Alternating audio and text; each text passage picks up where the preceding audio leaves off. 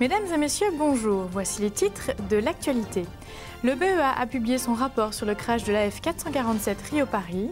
2 touristes ont été retrouvés morts dans le nord de l'Argentine. Les fêtes de Vergès endeuillées et des chambres d'hôtes insolites dans les Bouches-du-Rhône.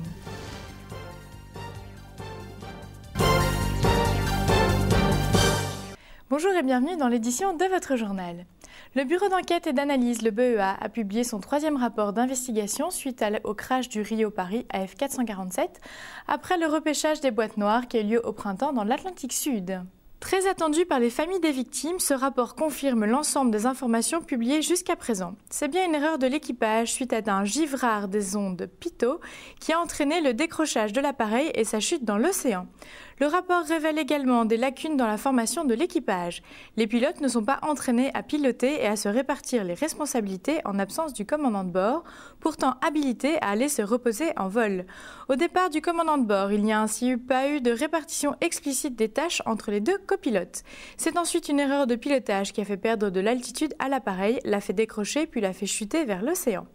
Les conclusions du BEA sont accablantes pour l'équipage d'Air France. Aucun des pilotes n'a fait référence à l'alarme de décrochage, qui retentit pourtant sans interruption pendant 54 secondes, et aucun des pilotes n'a formellement identifié la situation de décrochage. Le BEA recommande donc d'entraîner les pilotes au pilotage manuel, de faire suivre des formations de management dans le cockpit, de filmer l'ensemble du tableau de bord et enfin un indicateur d'indice pour permettre aux pilotes d'agir en conséquence. L'enquête de sécurité aérienne sur le vol AF 447 ne s'arrête pas là. Le BEA devrait publier son rapport définitif depuis 2012. D'ici là, l'enquête judiciaire qui déterminera les fautes de chacun devrait se poursuivre. Le corps de 2 touristes françaises de 30 ans impactés de balles ont été retrouvés dans une province touristique de Salta, au nord de l'Argentine, ont précisé les autorités locales samedi. Selon le juge, il y a suffisamment de matériel génétique pour que l'on puisse retrouver le ou les auteurs de l'agression. En particulier, l'une des victimes tenait des cheveux dans son poing serré, mais jusqu'à présent, nous n'avons pas lancé de mandat d'arrêt, a-t-il ajouté. Le gouverneur de la province de Salta, Juan Manuel Urtebey, a annoncé dans la soirée que tous les moyens allaient être mis en œuvre pour retrouver les auteurs du crime. Monsieur Urtebey a précisé que l'identité des victimes ne serait pas révélée avant que toutes les dispositions soient prises pour faire venir leur famille à Salta. Selon lui, la province n'est pas accoutumée à ce type de fait et pour que ce niveau de sécurité perdure, il a réclamé d'urgence éclaircissement sur l'affaire. De sources policières, le dernier enregistrement des 2 jeunes touristes dans un hôtel remonte au 16 juillet et l'on suppose donc que les corps avaient été passés plusieurs jours à l'endroit où on les a retrouvés selon les mêmes sources. C'est un lieu de promenade avec des sentiers très étroits situé à près d'1 heure à pied de la ville de San Lorenzo.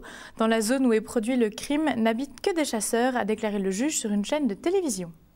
Les fêtes locales de Vergès ont été endeuillées samedi matin après la chute vendredi soir d'un jeune homme de 25 ans qui est décédé des suites de ses blessures d'après les pompiers. Lors de l'abréviado, c'est-à-dire le lâcher de taureaux dans les rues encadré par des gardiens à cheval, programmé vendredi soir dans le cadre de la fête votive de Vergès, le jeune homme a été bousculé par un taureau et a chuté. Il a reçu un gros choc et a convulsé immédiatement, a-t-on précisé, de même source confirmant une information du site internet du quotidien régional Le Midi Libre. Immédiatement transporté au CHU de Nîmes au sein de l'unité neurochirurgie, le jeune homme est finalement décédé samedi. Sur le site internet de la commune, on précisait, en raison de l'accident survenu vendredi soir, les manifestations taurines des rues de samedi et de dimanche sont annulées.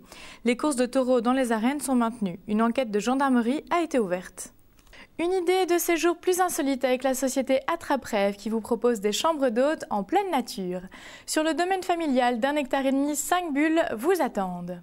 Tout équipé d'un lit double, de l'électricité, du chauffage et d'un espace sanitaire dans un chalet. Chaque bulle a son propre univers, à vous de choisir si vous êtes plutôt nature, zen, glamour, 1001 nuits ou encore grand luxe avec la suite.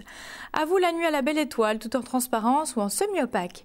Un panier de petit déjeuner en harmonie avec le thème de votre bulle vous sera livré. Pour conserver cette belle nature, plusieurs bacs sont à disposition des clients pour le tri sélectif et les déchets des légumes sont utilisés pour agrémenter le pot à compost. Une cuisine collective est à disposition près de l'accueil. S'y trouvent un frigidaire, un micro-ondes, un mini-bar et une machine à café. Leurs contenus sont en libre service, la direction demande juste de noter ce qui est pris sur une fiche. Des plateaux repas peuvent être commandés auprès d'un traiteur et dégustés sur une table de camping à côté de la bulle ou sur la terrasse de l'accueil. Cerise sur le gâteau, un télescope est à disposition pour encore mieux voir les étoiles. Vous ne savez pas où aller pour échapper à la grisaille de l'été, le Monténégro vous attend. Indépendant depuis 2006, c'est l'un des plus jeunes États et aussi l'un des plus méconnus. Il gagne aujourd'hui ses lettres de noblesse, notamment grâce au succès qu'il connaît auprès de la jet-set. Entouré de la Bosnie, l'Albanie ou encore le Kosovo, le pays est idéalement situé pour découvrir l'Italie, Corfou ou la Croatie. Découvrez l'immense baie des Bouches de Kotor, de vertigineuses montagnes plongent dans la mer de tous côtés et offrent une scène unique pour passer quelques jours en dehors du temps. La marina a été spécialement construite pour accueillir les super yachts des stars du showbiz ou des milliardaires. Mais la ville a su conserver l'attrait touristique. Toute l'année, d'immenses bateaux de croisière déposent des hordes de touristes dans les rues pavées de la vieille ville qui ont appartenu successivement à Venise, à l'Autriche et a même été envahie par les armées de Napoléon. Pour semer les envahisseurs, comme le fameux Barberousse en 1539, la ville a été construite comme un labyrinthe. N'hésitez donc pas à vous perdre dans ce dédale de rues parsées, si possible hors saison parmi les palais Pima, Byzanti, Drago ou Berscuta. Au sein de la cathédrale Saint-Yphon, l'une des plus vieilles d'Europe, un voyage qui émerveillera petits et grands. Ceci referme notre journal. Je vous remercie pour votre attention. Je vous rappelle que l'information touristique continue sur notre site internet, le www.libertytv.com/tv. À présent, je vous laisse sur des magnifiques images de Rome. Belle évasion sur Liberty TV.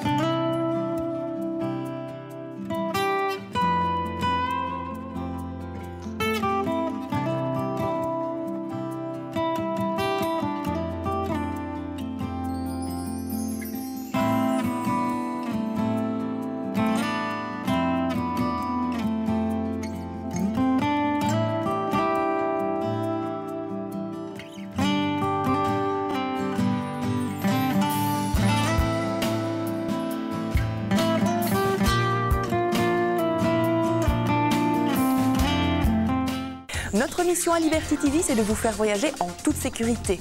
Pour cela, notre chaîne vous propose chaque jour, entre 11 et 23 heures, un journal télévisé du tourisme qui vous informe de toute l'actualité touristique des 4 coins de la planète, de l'Asie à l'Europe, en passant par l'Amérique ou encore l'Afrique, des catastrophes naturelles aux perturbations aux aéroports, mais aussi des événements et fêtes à ne pas manquer. Notre journal vous donnera les informations essentielles. Mais ce n'est pas tout, l'actualité touristique, c'est aussi 24 heures sur 24, 7 jours sur 7, sur notre site internet libertytv.com/tv, actualité belge, française ou internationale, la météo, l'image du jour, tout un contenu pour mieux vous informer.